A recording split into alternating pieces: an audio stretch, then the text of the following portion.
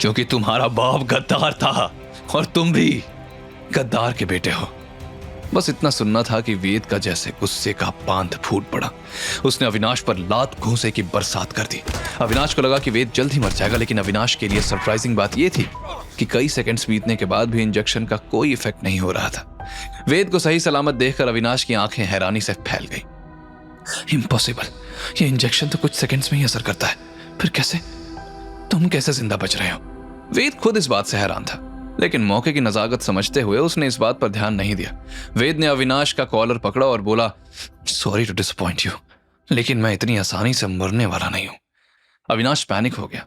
उसने वेद की नजरों से बचकर चुपके से अपनी पॉकेट से एक छोटी गोली निकाली और वेद को बहलाते हुए बोला, वेद वेट। अविनाश ने फिर डेस्परेट टोन में कहा, मैं सब बताता हूं, डोंट किल मुझे, ओके? तुम नहीं जानते कि मैं किसके डर से। यह सुनकर वेद ध्यान से अविनाश की बात सुनने लगा, लेकिन तभी अविनाश ने वो गोली खा ली। वेद ये देखकर समझ नहीं पाया। तभी अविनाश निढाल होकर गिरने लगा और धीरे से बोला, मुझे मौत का डर नहीं है, उस आदमी की मौत से बदतर सजा का डर है, इसलिए मैंने खुद मौत को अपना लिया। वेद उसे हिलाते हुए चिल्लाया, नो, मुझे आंसर चाहिए, तुम मर नहीं सकते। वेद ने उसका मुंह खोलकर पॉइजन निकालने की कोशिश की, लेकिन बहुत देर हो चुकी थी। उसने अविनाश के एक्यूपंक्चर पॉइंट्स भी ब्लॉक कर दिए, लेकिन तब तक पॉइजन उसके शरीर में फैल चुका था। अविनाश ने आखिरी सांस लेते हुए कहा, वो बहुत पावरफुल है, तुम नहीं जानते कि तुम किसके खिलाफ। और फिर इतना कहते ही अविनाश की सांस रुक गई और आंखें बेजान हो गई।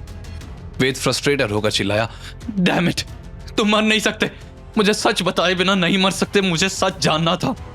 वेद ने अविनाश को बहुत हिलाया, लेकिन वो मर चुका था।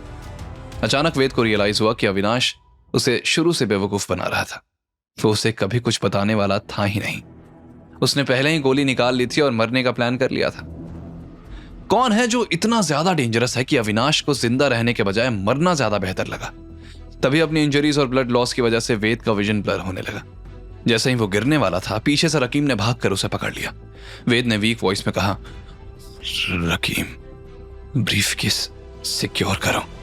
बस ये कहकर वेद अनकॉन्शियस हो गया। रकीम घबरा कर चिल्लाया, वेद। उसने वेद को उठाया और लिफ्ट का बटन दबाया। वे बेसमेंट में आ गए। अब सिर्फ 2 मिनट बचे थे बॉम्ब ब्लास्ट होने में। उसने वेद को गोद में उठाया और एग्जिट की तरफ भागा, और बस कुछ मिनटों बाद पूरी बिल्डिंग में एक साथ कई धमाके हुए और बिल्डिंग धूल में मिल गई। अगली सुबह कियारा ऑफिस के लिए तैयार हो रही थी, तभी उसके फोन की घंटी बजी। अननोन नंबर देखकर कियारा ने हिचकिचाते हुए फोन उठाया। हेलो। फोन की दूसरी तरफ रकीम की आवाज आई, लेकिन उसने अपनी आइडेंटिटी नहीं बताई। मैम, आपको हॉस्पिटल आना होगा, वेद का एक्सीडेंट हुआ है। व्हाट? कियारा के हाथ से फोन गिरते गिरते बचा। कौन हो तुम? कैसा एक्सीडेंट? टाइम नहीं है ma'am, city hospital operation theatre, please जल्दी आइए। फोन कट हो गया। कियारा के हाथ कांप रहे थे। गबीना ने वरीड होकर पूछा, क्या हो गया कियारा? कियारा ने शॉक टोन में कहा, वेद का एक्सीडेंट हुआ है, हमें हॉस्पिटल जाना होगा। वो तुरंत उठकर भागते हुए गाड़ी में बैठ गई और गबीना भी उसके साथ थी। कियारा ने पैनिक आवाज में कहा, सिटी हॉस्पिटल चलो जल्दी। हॉस्पिटल के बाहर पहुंचकर कियारा तेजी से अंदर भागी। वो जब ऑपरेशन थिएटर के बाहर आई तो उसने देखा कि डॉक्टर्स ऑपरेशन थिएटर के बाहर सीरियस डिस्कशन कर रहे थे। डॉक्टर बोला, हमें सीनियर सर्जन का इंतजार करना होगा, this case is very critical. यह सुनकर कियारा का दिल तेजी से धड़क रहा था। कियारा ने एंग्शियसली पूछा, डॉक्टर, वेद कैसा है? डॉक्टर ने गंभीर एक्सप्रेशन के साथ कहा, miss, let me be honest, patient को बहुत ज्यादा ब्लड लॉस हुआ है और उसके ब्लड स्ट्रीम में कोई अननोन टॉक्सिन भी डिटेक्ट हुआ है। गबीना ने शौक में पूछा, टॉक्सिन? जय, ये एक्सीडेंट था तो टॉक्सिन कैसे? डॉक्टर ने कहा, हमें भी समझ नहीं आ रहा, लेकिन अभी मेन कंसर्न यह है कि पेशेंट के बचने के चांसेस बहुत कम है, मैक्सिमम बस कुछ घंटे हैं उसके पास। कियारा को लगा जैसे उसके पैरों तले जमीन खिसक गई हो। डॉक्टर प्लीज कुछ भी करके उसे बचाइए। डॉक्टर ने सिंपैथेटिकली कहा, हम पूरी कोशिश कर रहे हैं। ये कहकर डॉक्टर्स ऑपरेशन थिएटर के अंदर चले गए। हॉस्पिटल के बाहर रकीम हाथ में ब्रीफकेस लिए कुछ सोच में खोया खड़ा था। फिर वो तेजी से वहां से चला गया। कियारा बाहर वेटिंग रूम में बैठी अपने इमोशंस को समझने की कोशिश कर रही थी। पहले दादी और अब वेद।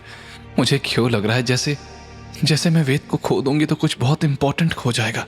तभी उसका फोन रिंग हुआ। सीमा का कॉल था। हेलो सीमा। कियारा मैम, वाइन फेयर अगले महीने है और हमारे पास कोई न्यू वाइन नहीं है। मैंने कई वाइन मेकर्स को कांटेक्ट किया, लेकिन कोई अवेलेबल नहीं है, क्या करें? कियारा का ध्यान सीमा की बात पर नहीं था। उसकी नजरें ऑपरेशन थिएटर के डोर पर टिकी हुई थी। सीमा ने पूछा, कियारा मैम, हेलो, आप सुन रही हैं? हाँ सीमा, मैं थोड़ी बिजी हूँ, बाद में बात करते हैं। अचानक ऑपरेशन थिएटर के अंदर से मशीन की आवाज आने लगी। नर्सेस और डॉक्टर भाग दौड़ करने लगी। ये देखकर कियारा पैनिक में उठ खड़ी हुई। गबीना ने उसका हाथ पकड़कर कहा, कियारा शांत हो जा। कियारा की आंखों में आंसू आ गए। मैं उसे नहीं खो सकती, पता नहीं क्यों, लेकिन मुझे लगता है जैसे। उसकी बात अधूरी रह गई जब एक डॉक्टर बाहर आया। पेशेंट की कंडीशन क्रिटिकल हो गई है। His heart rate is dropping rapidly. अगले कुछ मिनट्स बहुत क्रुशियल है। कियारा की आंखों से आंसू बहने लगे। भगवान प्लीज वेद को कुछ मत होने दो। ऑपरेशन थिएटर के सफेद रोशनी में वेद का चेहरा दिख रहा था। ज्यादा खून बह जाने की वजह से वो सफेद पड़ गया था। मशीन से तेज बीप की आवाजें सुनाई दे रही थी। हार्ट रेट मॉनिटर पर नंबर तेजी से गिरते जा रहे थे। 60, 50, 40। असिस्टेंट डॉक्टर परेशान होकर बोला, बीपी क्रिटिकली लो, हार्ट रेट 35 से नीचे गिर रहा है। तब सीनियर डॉक्टर ने इंस्ट्रक्शंस दिए, हेपाइनफ्रीन दो अभी।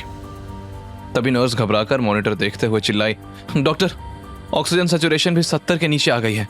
मशीन्स की आवाजें और तेज हो गई और वेद की सांसें धीमी पड़ती जा रही थी।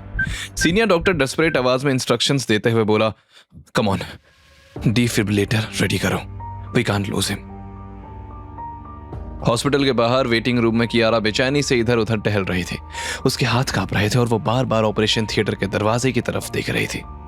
गबीना एक चेयर पर बैठी उसे देख रही थी। गबीना ने कियारा की तरफ देखकर कहा, अरे छोरी बैठ जा, इस तरह खड़े रहने से कुछ को नहीं होगा। नहीं गबीना, मुझसे बैठा नहीं जा रहा, अंदर क्या हो रहा है पता नहीं। उसकी आवाज में घबराहट साफ सुनाई दे रही थी। गबीना उठकर कियारा के पास आई और उसे पकड़कर बिठाते हुए बोली, कियारा तू इस तरह से परेशान हो रही है जैसे क्या गबीना, मैं परेशान क्यों ना हूं? उसकी आंखों में आंसू आ गए। गबीना ने उसका हाथ पकड़ा, कियारा तो इतनी टेंशन में क्यों से, मतलब कहीं वेद तेरे दिल में? कियारा ने तुरंत डिफेंड करते हुए जवाब दिया, गबीना ऐसा कुछ नहीं है जो तुम सोच रही हो। गबीना ने सवालिया नजरों से कियारा की तरफ देखा, तो फिर इतनी चिंता में क्यों से? कियारा एक पल के लिए शांत हो गई। उसने अपनी इमोशंस को समझने की कोशिश की। गबीना, वेद पिछले कई महीनों से मेरी लाइफ का हिस्सा बन गया है। जब भी कोई प्रॉब्लम आई है वो हमेशा मेरी हेल्प करने के लिए आगे आया है।